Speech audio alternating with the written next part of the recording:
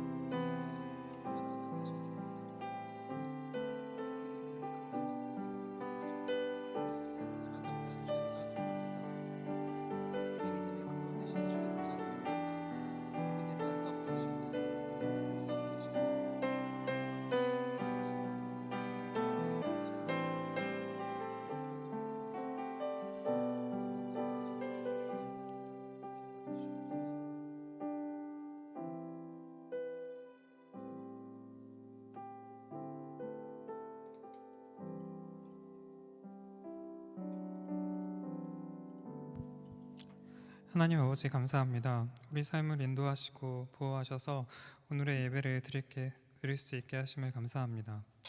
우리의 죄를 회개합니다. 주님이 함께 하지 않으시면 주님의 뜻대로 살 수 없습니다. 우리와 함께 하시고 힘을 주셔서 주님의 뜻을 이 땅에 이룰 수 있도록 하여 주십시오. 우리의 삶에서 하나님이 통치하시는 영역이 날이 갈수록 넓어지도록 하여 주십시오. 예배를 통해 하나님의 나라를 발견하고 주님 안에서 쉼을 얻고 회복되어 다시 살아갈 힘을 얻도록 해주십시오. 세상의 어둡고 악함보다 하나님이 더 크십니다. 현실 너머에 있는 하나님의 임재와 능력을 경험하고 우리의 믿음이 성장하도록 하여 주십시오. 티국과 성남에서 사역하시는 선교사님들과 각 가정에 함께 하셔서 하나님의 나라가 확장되도록 하여 주시고 그들에게는 하나님의 평안이 가득하도록 하여 주십시오. 오늘 예배에 함께 하실 예수님의 이름으로 기도합니다. 아멘.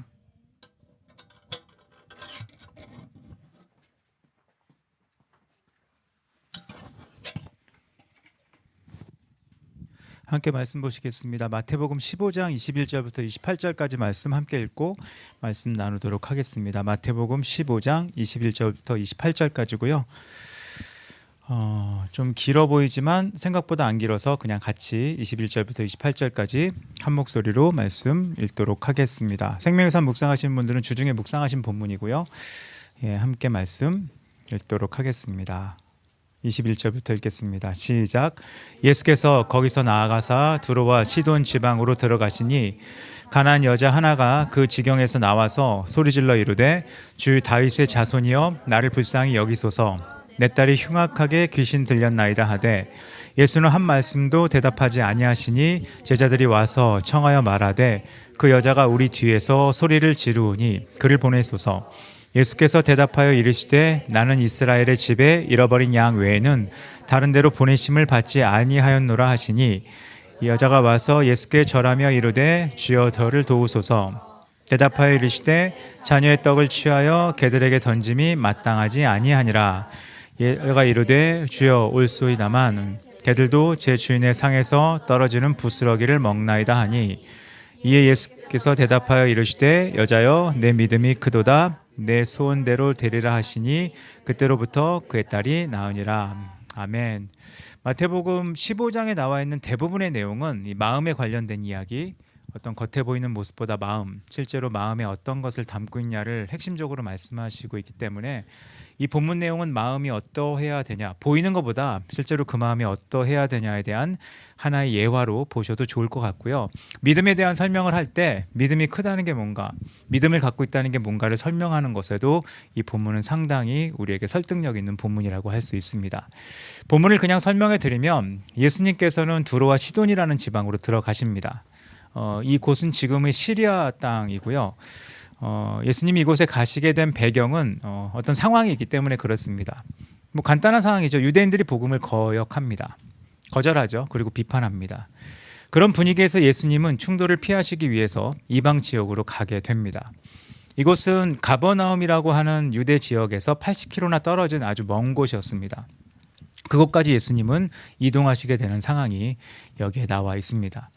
성경 전체의 내용이기도 하고 기독교 역사의 내용이기도 한데 어떤 지역이 하나님을 거부합니다. 그러면 하나님은 그 거부한 지역 말고 다른 곳에 복음이 전해지는 역사를 반드시 행하십니다. 그래서 하나님을 거부하는 지역이 있으면 다른 지역에 복음이 전파되는 역사가 있고, 이게 성경의 시대나 지금 시대나 동일하게 이런 일이 일어나고 있습니다. 만약 어느 지역에서 복음을 거절한다면 그 거절하는 지역 덕에 혹은 그 지역의 이유로 다른 지역에 복음을 전할 수 있는 기회가 열립니다. 그래서 복음이 전 세계적으로 퍼져가는 과정에는 우리가 생각하기에는 복음이 다 퍼져서 모든 지역에 균등하게 복음이 전파되는 것처럼 보이지만, 실제 역사에서는 복음을 거절한 지역이 있다면 그 거절한 지역 이외에 다른 지역으로 복음이 들어가는 기회가 생기는 겁니다. 이거를 나눠보면 세대도 비슷합니다. 어떤 특정 세대가 복음을 거절한다, 그러면 놀랍게 그 다음 세대에 복음이 전해집니다. 어떤 세대가 복음을 잘 받아들이면 괜찮지만 거절하는 시대가 있다, 또 거부하는 시대가 있다, 그러면 그 다음 세대에 복음이 전파되는, 그러니까 거절이 있다면 어디는 받아들일 수 있는 기회가 있고, 이런 것들이 있어서 결론적으로 하나님의 나라는 힘차게 전진하고 항상 나타나고 그 역사한다는 것을 우리는 볼 수 있습니다.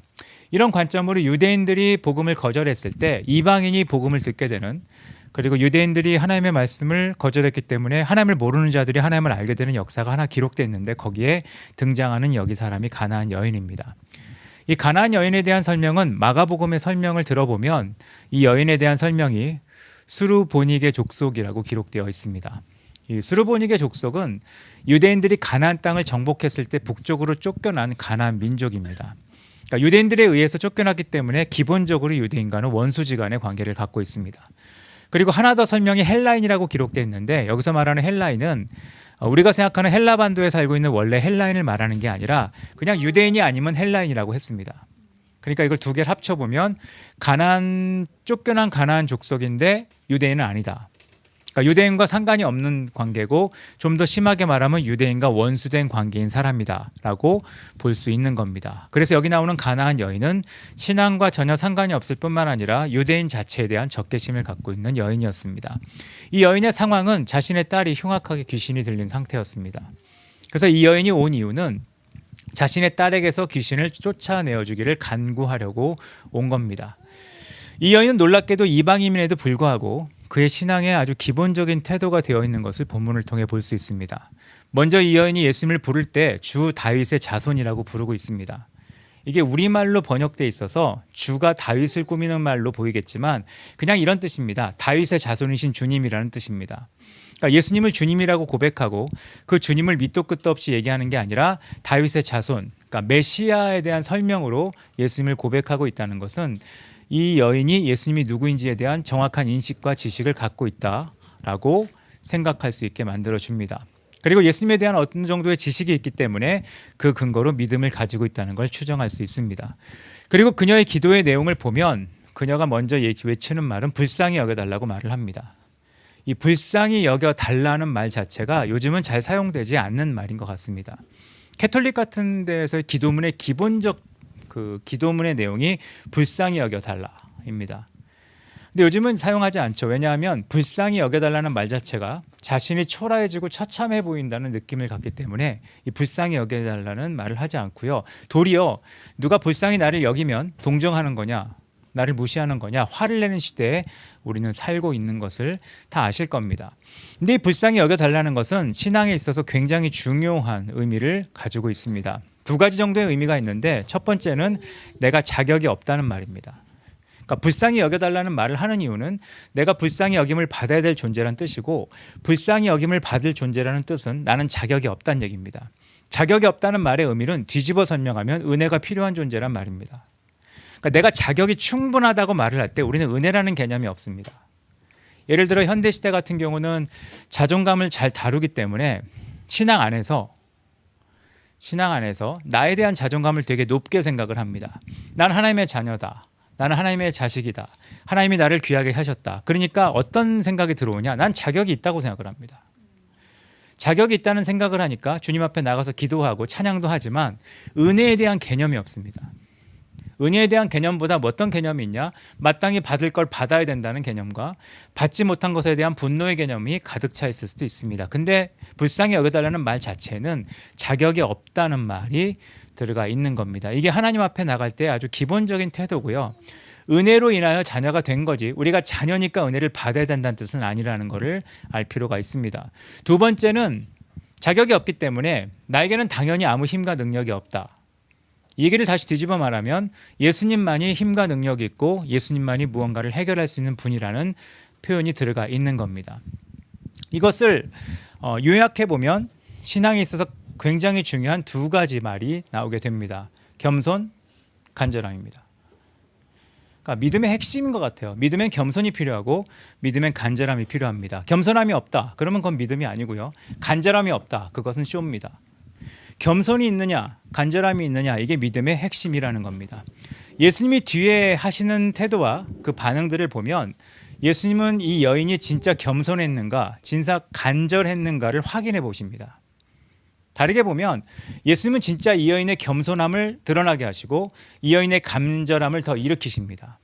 그러니까 겸손이 무엇인가 간절함이 무엇인가를 처절할 정도로 확연하게 보여주기 위해 혹은 이 여인을 다루기 위해 하나님은 특별하게 말하시고 언급하시고 하는 것을 뒤에 볼 수 있습니다. 방금 말한 것처럼 예수님은 이해가 잘 되지 않을 정도로 차가운 반응을 연속해서 보여주십니다. 이런 차가운 반응의 연속은 성경 전체에 나와 있는 하나님이 우리를 대하시는 테스트의 과정에서 자주 볼 수 있는 모습입니다. 이러한 이유는 이 여인의 겸손과 간절함을 더욱 드러나게 해서 믿음이 무엇인가, 겸손과 간절함이 무엇인가를 보여주기 위해서라고 할 수 있고요. 또 이런 믿음의 테스트의 이유는 잘 모릅니다. 하나님이 우리를 왜 테스트하시는지, 또 어떤 사람은 테스트하고 어떤 사람은 왜 테스트 안 하시는지 잘 모르지만 그 이유를 헤아리지 못하지만 분명한 것은 테스트라는 것을 거친 사람들의 공통적 특징이 이 과정을 통해 믿음이 단련되고 강화됐다는 것을 우리는 성경 전체를 통해 볼 수 있습니다. 어떤 사람에게 테스트가 없다는 것은 둘 중에 하나겠죠. 이미 강화되거나 단련됐거나 아니면 테스트가 감당하지 못할 사람. 테스트를 감당하지 못할 사람은 하나님은 테스트하지 않습니다. 사람이 감당할 만한 시험밖에 주신 것이 없다는 말의 새로운 의미는 하나님이 테스트에 통과하지 못할 사람에게 테스트하지는 않으신다고 생각합니다. 그러면 그거는 테스트가 없다는 것이 기쁜 게 아니라 그 수준이라는 걸 얘기할 수 있습니다. 근데 어떤 사람을 좀 더 하나님이 높이기 원하시면 하나님은 테스트라는 과정을 꼭 주시는 걸 성경을 통해 볼 수 있습니다. 예수님은 단순히 이 여인의 딸을 고쳐주는 것으로 끝나는 걸 원치 않으십니다. 이 본문 뒤에 나오거든요. 표적을 구하는 세대에 표적을 보여주기 원하시는 건 아닙니다. 그러니까 표적만으로 사람이 변화되느냐? 글쎄요. 나중에 기억은 왜곡되고 경험도 왜곡됩니다. 표적은 그렇게 중요하지 않을 수 있습니다. 단순히 여인의 딸을 고쳐주는 것으로 끝나는 것을 하나님이 바라신 게 아니라 여인의 믿음을 확실히 하고 굳건하게 하기를 원하셨습니다. 이런 과정은 단순히 체험적인 은혜를 넘어서 이 여인을 통해 하나님이 더 큰 일을 기대하고 계획하고 있다는 걸 보여줄 수 있다는 겁니다. 다르게 말하면 어떤 큰 기대와 계획이 있는 사람에게 하나님은 테스트라고 하는 과정을 반드시 주신다는 겁니다. 이런 테스트의 과정이 뒤에 나와 있죠. 불쌍히 여겨달라고 여인이 외칩니다. 그리고 그 딸이 귀신 들렸다는 소리침을 듣습니다. 근데 예수님은 한마디도 대답하지 않으십니다. 이게 침묵입니다. 침묵. 침묵은 원래 사람을 어렵게 합니다. 근데 하나님의 침묵은 참으로 어렵고 힘듭니다. 만약 내가 간절히 기도했다, 침묵은 더 어렵습니다. 내가 간절히 하나님 앞에 매달렸다, 침묵은 더 힘들 겁니다. 이 침묵은 제자들마저 오해하게 만듭니다. 제자들은 이렇게 말합니다. 그 여자가 뒤에서 소리를 지르오니 보내소서. 쉬운 성경으로 읽어보면 이렇게 말하는 거죠. 저 여자를 돌려보내십시오. 우리를 따라다니면서 소리 지르고 있습니다. 이 제자들의 대답은 제자들이 이렇게 생각한 거예요. 예수님이 이 얘기에 관심이 없고 싫어하시는 것 같으니까 예수님의 생각을 어림잡아서 대신 말한 겁니다. 돌려보내세요. 시끄럽게만 합니다. 저 여인과 우리는 상관이 없는 것 같습니다. 이렇게 말을 하는 겁니다. 하나님의 침묵은 우리의 진실됨 간절함을 확인하는 시간이 될 수 있습니다. 생각보다 하나님은 침묵을 많이 하시거든요. 침묵을 할 때 우리는 우리의 마음이 간절한가? 진실됐는가? 만약 여인의 마음이 진실되거나 간절하지 않았다면 제자들과 똑같은 오해를 했을 겁니다. 제자들과 같은 오해를 했다면 여자는 바로 돌아가는 거로 그냥 해프닝이죠. 한 여자가 와서 소리 지르다가 반응이 없으니 가버렸다. 이렇게 끝났을 겁니다. 바로 다음에 예수님은 설상가상으로 예수님은 더 상처되는 이야기를 하십니다. 상처되는 뭐라고 얘기하셨냐? 나는 이스라엘의 집에 잃어버린 양 외에는 다른 데로 보내심을 받지 않았다. 이 얘기는 유대인 말고는 사역 안 하시겠다는 말입니다. 그러니까 이방인에게는 사역할 마음이 없다는 얘기입니다. 광고한 거를 들으셨는지 안 들으셨는지 모를 정도로 차가운 말을 하고 계십니다. 여러분이 여인이라면 어떻게 하시겠습니까? 요즘 사람들이 되게 잘하는 걸 제가 말씀드렸죠. 오히려 좋아. 오히려 좋아 비슷한 말. 아님 말고. 아님 말고의 속마음. 치사해서 못하겠다. 진짜 속마음. 나를 뭐로 보고 이러냐. 듣던 거와 달리 예수의 인성도 별로구만. 온갖 얘기를 다 했을 겁니다. 그리고 이렇게 표현하겠죠. 상처받았다. 모욕받았다. 무시당했다. 어마어마한 반응을 할 거라고 생각을 합니다. 그래서 이놈의 체면, 이놈의 자존심 때문에 신앙에서 이탈하는 사람이 얼마나 많이 있습니까? 자존심이 좋은 건가요? 간절하지 않다는 뜻이에요. 아님 말고. 아님 말고는 내가 간절하지 않았다는 뜻입니다. 간절했을 수도 있습니다. 근데 내가 상처받을까 봐, 내가 무시당할까 봐 스스로 나를 위로하기 위해 괜찮은 척하는 거. 요즘 현대인들의 특징인 것 같습니다. 저도 옛날에 기억납니다. 어떤 애가 범퍼카를 찾는데 범퍼카를 타면서 무서우니까 무서운 표정 지으면 창피하니까 아무렇지 않은 표정을 짓고 있습니다. 몸은 경직돼 있어요. 그렇게 척하는 것이 무슨 도움이 될까 생각이 드는데 그런 걸 하게 됩니다. 대부분의 반응을 그렇게 보일 거예요. 아마 예수님의 이 말을 직접 들었다면 대부분은 아님 말고 치사하다 할 겁니다. 근데 이 여인의 반응이 되게 특이합니다. 예수님이 나는 유대인에게만 사역하겠다고 말하는 순간 여인이 결정한 것은 예수님께 가까이 갑니다. 본문에 나와 있거든요. 소리쳐 들리는 거리에서 와서 절하는 거리로 이동합니다. 그러니까 정반대로 이동한다는 거예요. 예수님이 밀어내는 것처럼 보이는 순간에 이 여인은 예수님께 더 가까이 갑니다. 이거와 비슷한 말씀이 열왕기하 2장에 보면 나옵니다. 엘리야와 엘리사의 이야기인데 엘리사가 3번이나 엘리야에게 이 말을 듣습니다. 너는 여기 머물라. 엘리사는 이렇게 말합니다. 당신을 떠나지 않겠습니다. 또 말합니다. 너는 여기에 머물어. 엘리사가 얘기합니다. 떠나지 않겠습니다. 불순종이죠. 머물랜데 머물지 않은 거예요. 가끔 우리 삶에 있는 일입니다. 더 가까이 다가가는 거. 간절함은 신앙에 있어서 핵심 중에 하나입니다. 간절하지 않다. 바리새인들이 왜 욕을 먹었는 줄 아세요? 안 간절하거든요. 율법을 다 지켜요. 안 간절합니다. 절기를 지킵니다. 안 간절합니다. 선한 행동도 나름 합니다. 안 간절합니다. 간절함이 전혀 없다는 겁니다. 간절함이 없다는 얘기는 진실함이 없다는 얘기고 진실함이 없다는 얘기는 사실 겸손하지도 않다는 이야기입니다. 주님이 나를 밀어내고 있는 것 같을 때, 따라오지 말라고 했을 때, 이 순간은 여러분에게 간절함을 확인하는 시간일 수 있습니다.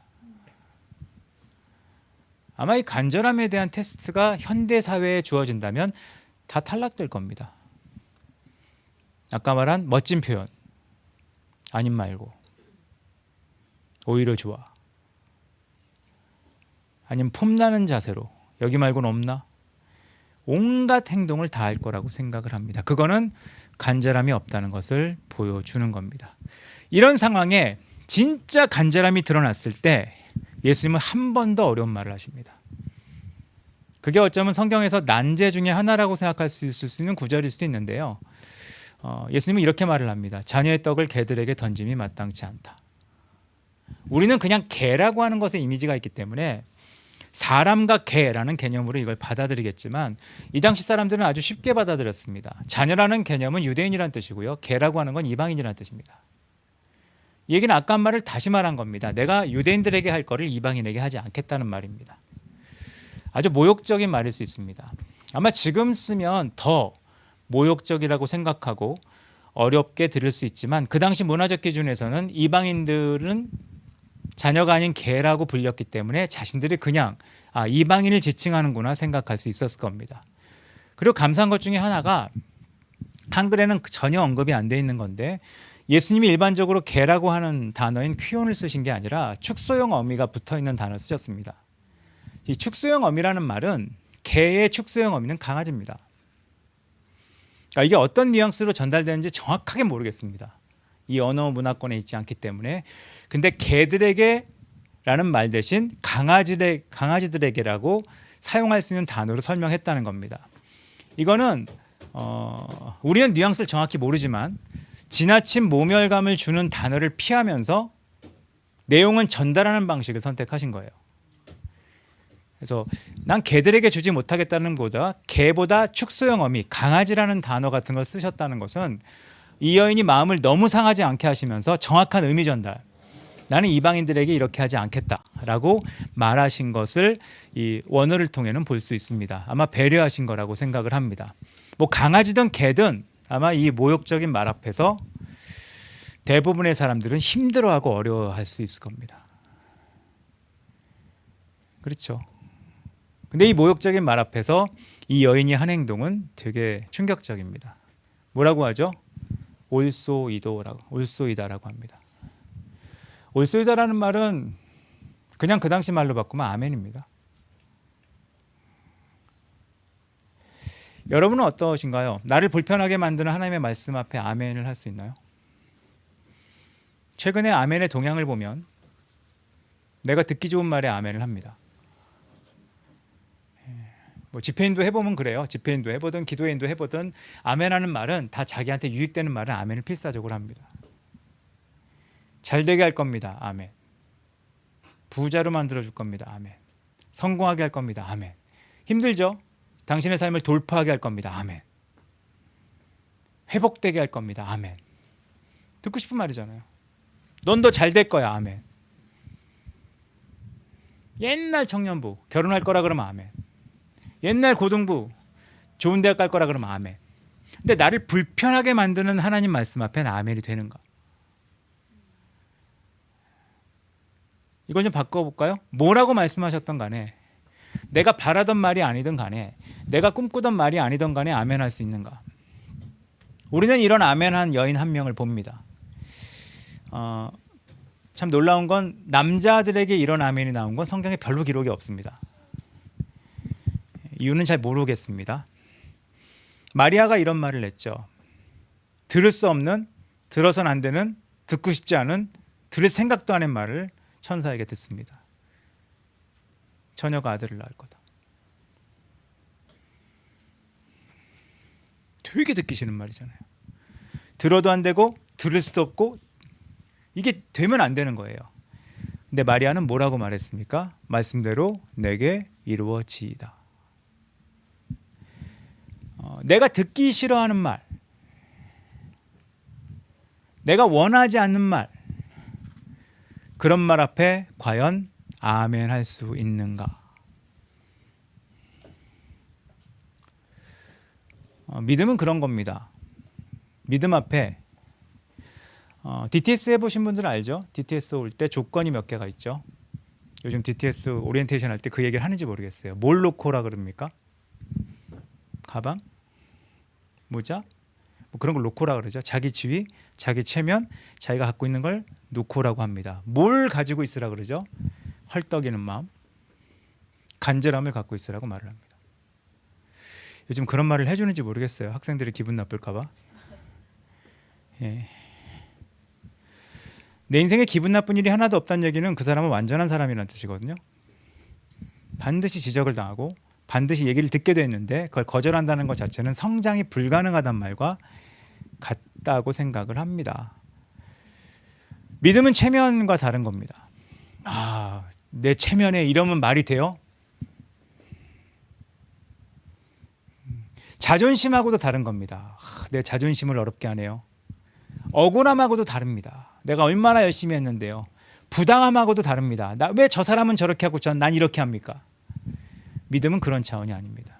믿음은 체면을 살려주거나 믿음은 자존심을 높여주거나 믿음은 억울함을 해소해주거나 믿음은 공평하게 똑같이 하는 차원이 아니라는 겁니다. 만일 여인이 분개하여 욕하면서 떠나갔다면 뭐 이런 인간이 다 있어. 좋은 마음으로 왔는데 이렇게밖에 나에게 못해줘라고 붕괴하며 돌아갔다면 여인은 평생 귀신 들린 딸을 보면서 한탄하고 후회했을 수도 있습니다.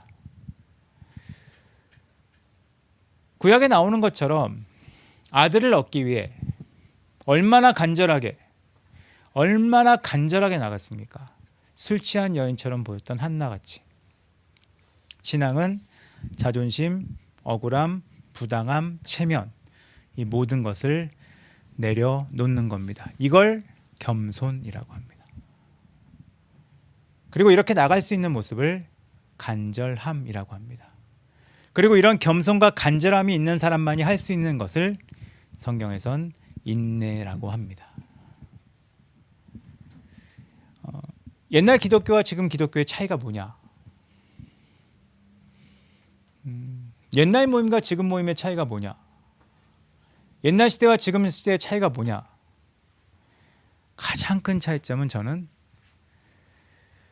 간절함이라고 생각을 합니다.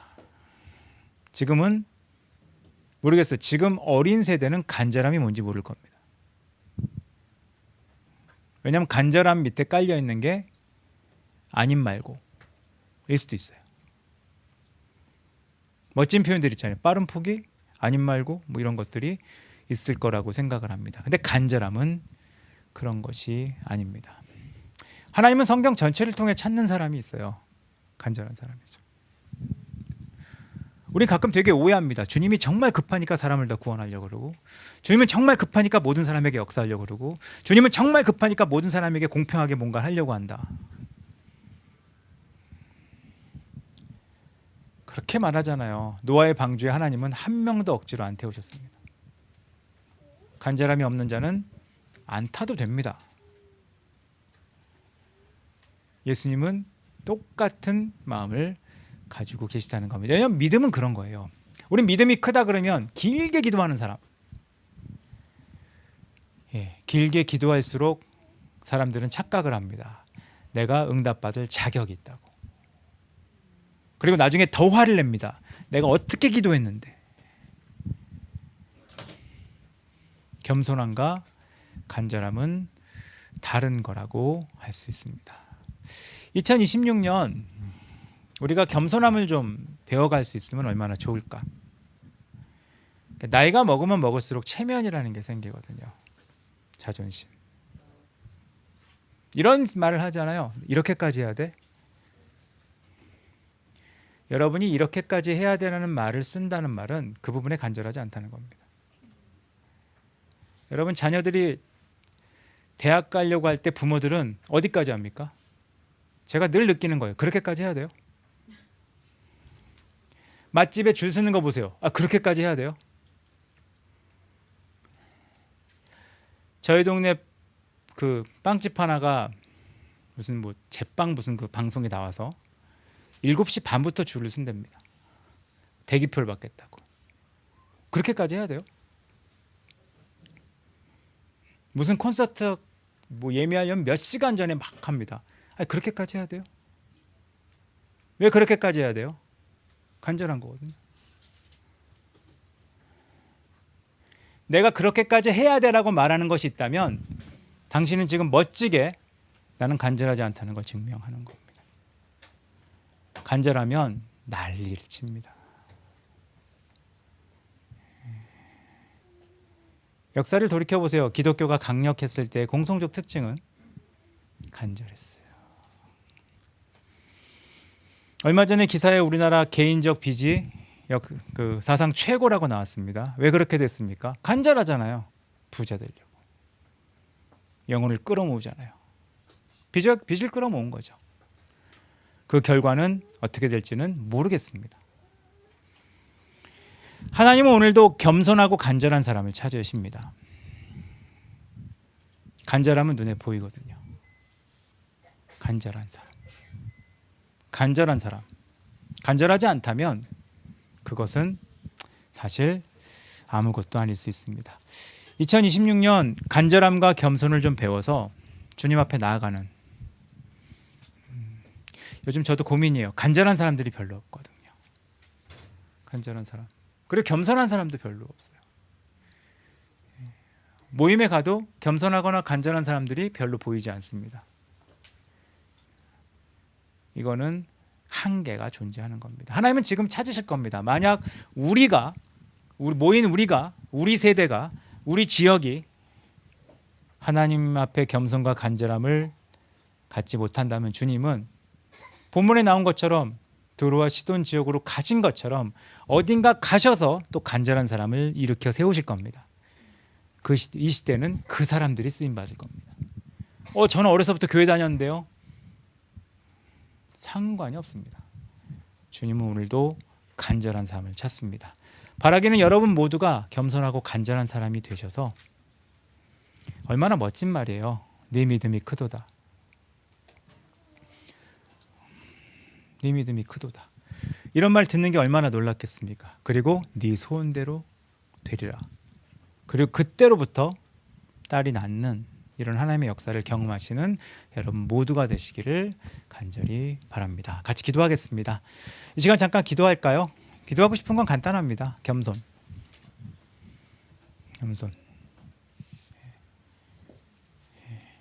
겸손을 배우지 못하는 시대의 겸손. 간절함은 없는 것 같아요. 아쉬움만 있죠. 아쉬움은 간절함이 아닙니다.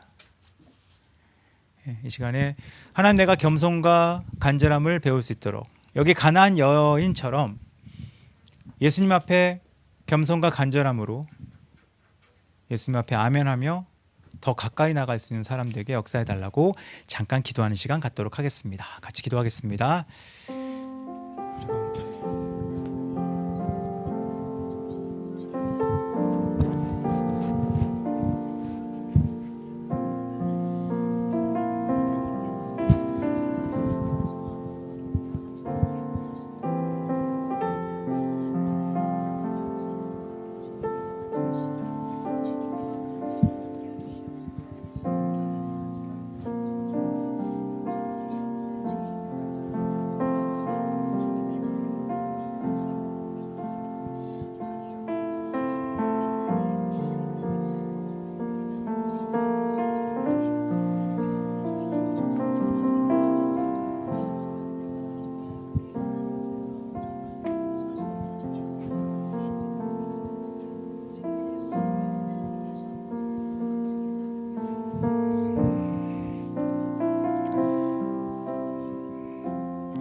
하나님, 그 당시에 개라고 불렸던 이방인에게 정말 예수님이 찾으시는 겸손과 간절함이 보였던 것처럼 하나님, 우리 안에 하나님이 원하시는 겸손과 간절함이 있기를 소원합니다.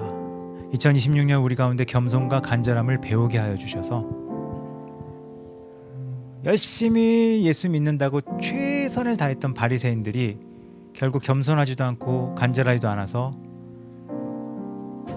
그렇게 된 것처럼 우리가 살지 아니하고, 비록 우리가 아무것도 아닌 사람이라도 주 앞에 겸손함과 간절함으로 나아가 예수님께 네 믿음이 크다, 네 소원대로 될 거라는 놀라운 얘기를 들을 수 있는 우리 모두 되게 하나님 역사하여 주시옵소서. 지금은 우리 주 예수 그리스도의 은혜와 아버지 하나님의 놀라우신 사랑과 성령 하나님의 교통하심이 겸손과 간절함으로 주 앞에 나가고 주님께 더 가까이 나가고 주님이 무슨 말씀을 하시던 아멘으로 반응하기로 결정한 여기 있는 모든 한 명 한 명의 삶 위에 이제로부터 영까지 함께 있을지어다. 아멘.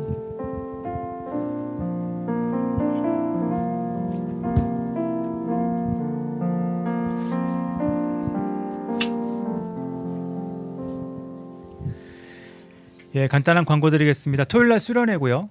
시작하는 시간이나 이건 다 이렇게 공지되어 있을 거고, 이번 수련회는 설교 소그룹 두 개밖에 프로그램이 없습니다. 그래서 그렇게 모여서 진행되는 걸 기억하면 좋을 것 같고요. 아이들을 위한 프로그램이 있어야 될 거지만 어른을 위한 수련회입니다. 그걸 감안하시고, 아이들을 위한 수련회가 아닙니다. 그러니까 아이를 위한 프로그램 필요하지만 아이들에게 휩쓸리지 않도록 그날 하루를 잘 계획하고 진행하면 좋을 것 같습니다. 그래서 그날 시간 맞춰서 오시고 시간 맞춰서 흩어지면 될 거라고 생각을 합니다. 그리고 하나 더 광고는, 본인은 싫어할 수 있는데 내일 유주자매가 졸업을 합니다. 그래서 저희 교회 최초로 박사가 나오시기 때문에 그냥 광고를 한 거고요. 유닥터 됐습니다. 그래서 인사해 주시면 좋을 것 같고요. 독감은 다 나았는지 모르겠습니다. 아무튼 네, 되게 오랫동안 공부한 거잖아요. 학생으로 있는 기간이 아주 징하게 오래 있었는데 저러다가 또 뭐 아무튼 축하해 주시고 내일 졸업식이거든요. 내일 졸업식인 거 인사해 주시면 좋을 것 같습니다. 그리고 또 졸업하고 입학하는 친구들이 있거든요. 그래서 중학교 입학하는 고등학교 입학하는 그리고 초등학교 입학하는 이제 이렇게 신분이 하나씩 올라간다고 해야 되나? 아무튼 그런 친구들이 있는데 축하한다고 얘기해 주시면 감사하겠습니다. 서로 교제하시고 이후 시간 가지시면 되겠습니다.